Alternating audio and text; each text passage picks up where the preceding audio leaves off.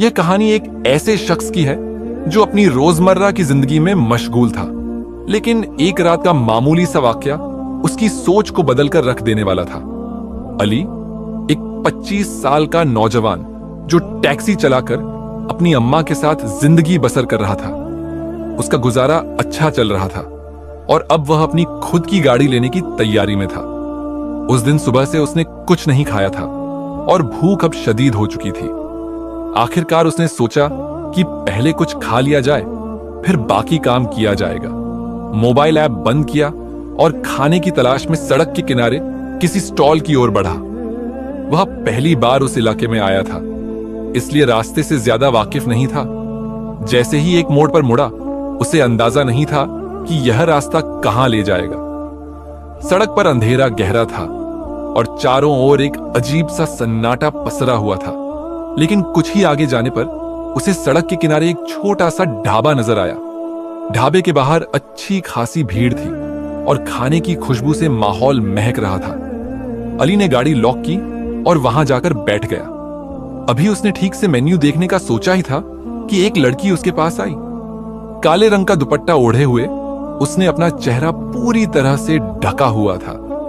उसकी चाल में एक अजीब सा ठहराव था, जैसे वह किसी भी गैर जरूरी बात से बचना चाहती हो। लड़की ने खाने के बारे में पूछा तो अली ने बिरयानी ऑर्डर कर दी। जब वह बिरयानी लेकर आई तो उसकी खुशबू इतनी लाजवाब थी कि अली खुद को रोक नहीं पाया और बेसाख्ता खाने में मशगूल हो गया। लेकिन असली हैरानी तब हुई जब अली ने पैसे पूछे। लड़की ने कहा कि जो भी पहली बार उनके ढाबे पर आता है उसे पैसे नहीं लिए जाते। यह सुनकर अली चौंक गया। वह लड़की कौन थी? अकेले ढाबा चला रही थी या फिर यह किसी और का था? यह सोचते हुए उसने लड़की से पूछा कि क्या यह ढाबा उसका है। जवाब में लड़की ने सिर्फ सिर हिलाकर हां कहा। अली इस पूरी बात से बेहद मुतासिर हुआ।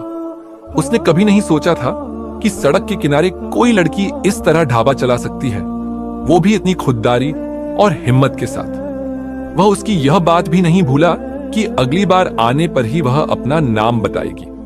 घर लौटते वक्त अली को एहसास हुआ कि उसे बिरयानी पैक करवा लेनी चाहिए थी ताकि उसकी अम्मा भी खा सकती। लेकिन अब वह काफी दूर निकल आया था, वापस जाना मुमकिन नहीं था। घर पहुंचने पर अम्मा ने पूछा कि उसने खाना खाया या नहीं। जब अली ने उन्हें बताया कि उसने ढाबे पर खा लिया तो उन्होंने तसल्ली से कहा कि अच्छा हुआ, क्योंकि वह खुद बीमार थी और नाश्ता नहीं बना पाई थी। अली ने जब अम्मा को उस लड़की के बारे में बताया तो उन्होंने भी हैरानी जताई कि पहली बार किसी लड़की को सड़क के किनारे अकेले ढाबा चलाते सुना है। अली को अब यह यकीन हो गया था कि वह लड़की कोई मामूली शख्सियत नहीं थी। उसके हाथों में जादू था या फिर शायद कोई और ही राज छुपा था। अब अली ने ठान लिया था कि वह दोबारा उस ढाबे पर जाएगा और इस बार वह सिर्फ खाने के लिए नहीं जाएगा, बल्कि यह जानने के लिए भी कि वह लड़की आखिर कौन थी। अगले ही दिन उसने अपनी इस ख्वाहिश के आगे बेबस होकर दोबारा उसी ढाबे का रुख किया। इस बार वह बिना भटके सीधे उसी लड़की के पास पहुंचा।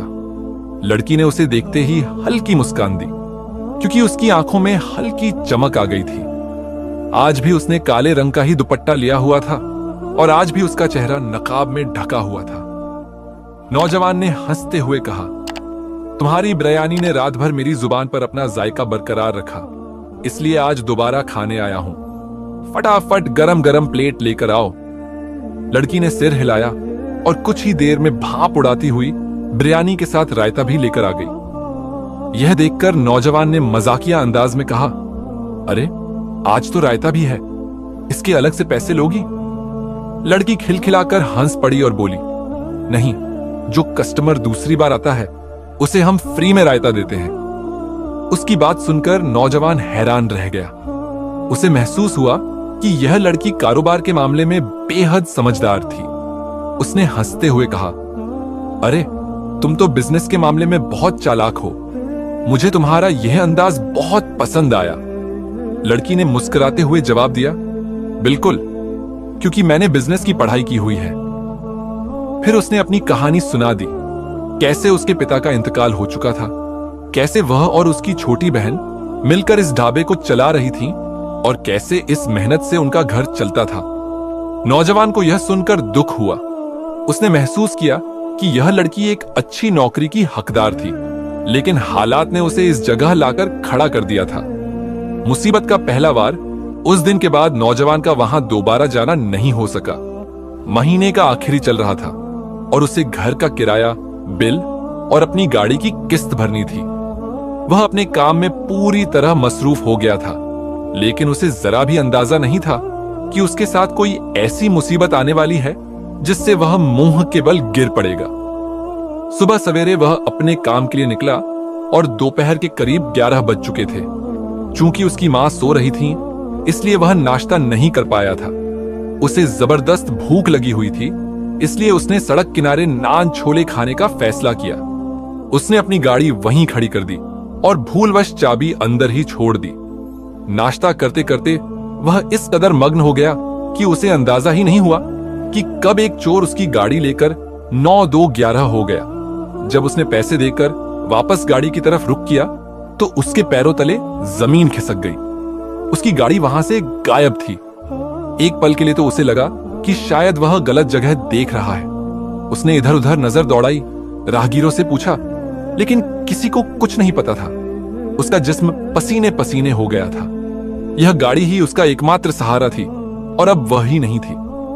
हैरानी, गुस्से और अफसोस के मिले जुले जज्बात के साथ वह सड़क के किनारे बैठ गया। समझ नहीं आ रहा था कि आगे क्या करे, लेकिन फिर उसे पुलिस स्टेशन का ख्याल आया।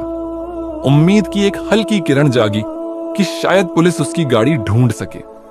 क्या यह सिर्फ एक हादसा था? नौजवान ने पुलिस स्टेशन में जाकर रिपोर्ट दर्ज करवाई और भारी कदमों से बाहर निकला। अब उसे सबसे बड़ा डर यह सता रहा था कि वह अपनी मां को यह सब कैसे बताएगा। उनकी पहले ही तबीयत ठीक नहीं रहती थी और अगर उन्हें यह खबर मिलती तो वह और ज्यादा परेशान हो जाती।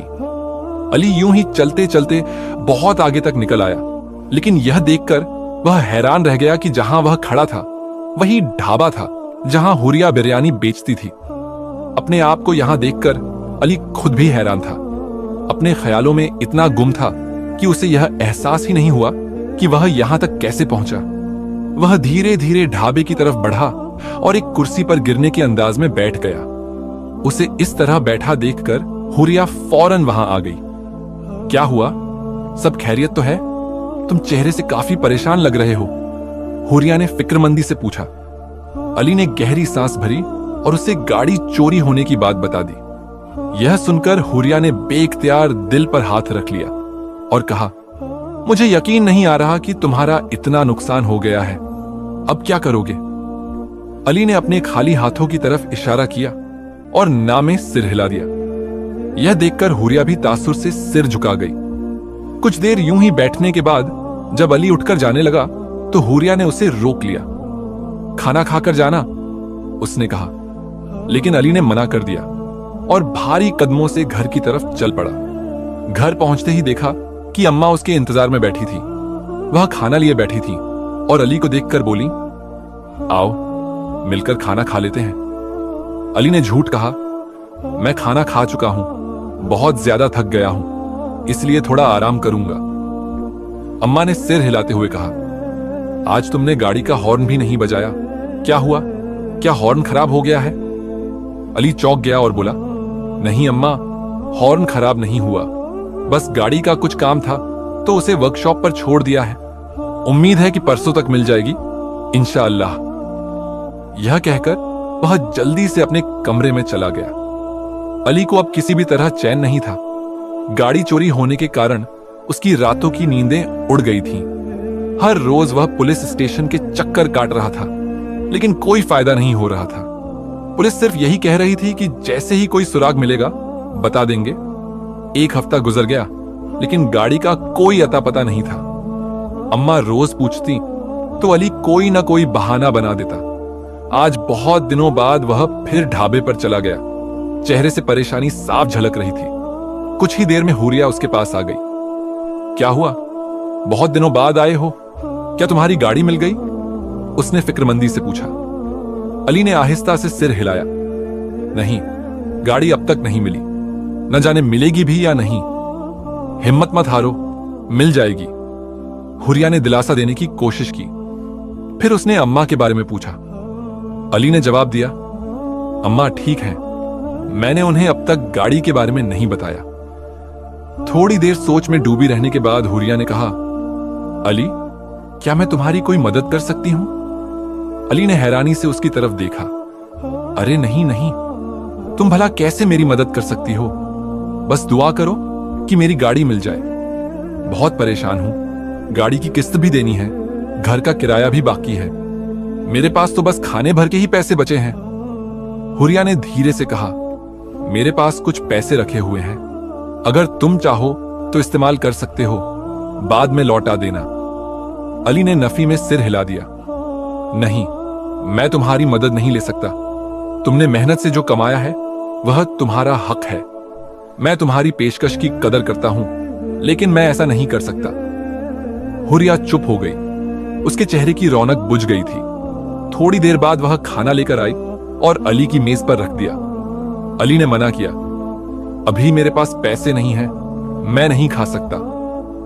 हुरिया ने कहा, मैं तुम्हारे बिल में जोड़ लूंगी, जब पैसे हों तब दे देना। फिर वह गुस्से से वहां से चली गई।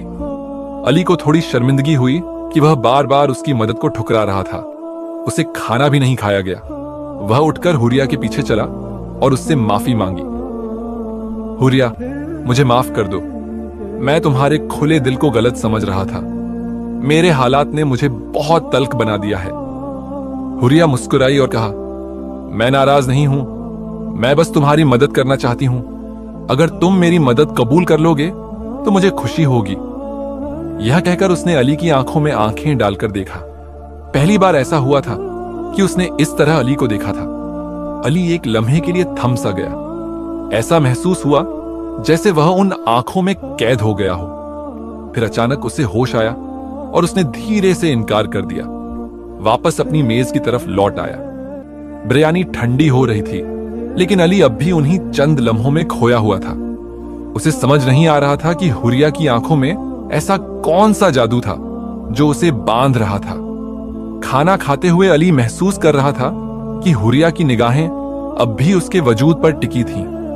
थोड़ी देर बाद अली बिरयानी बीच में ही छोड़कर वहां से चला गया। रास्ते में चलते हुए उसके मन में सवाल उठ रहे थे। हुरिया क्यों उसकी इतनी मदद करना चाहती थी? आखिर इतनी बड़ी रकम उसे क्यों देना चाहती थी?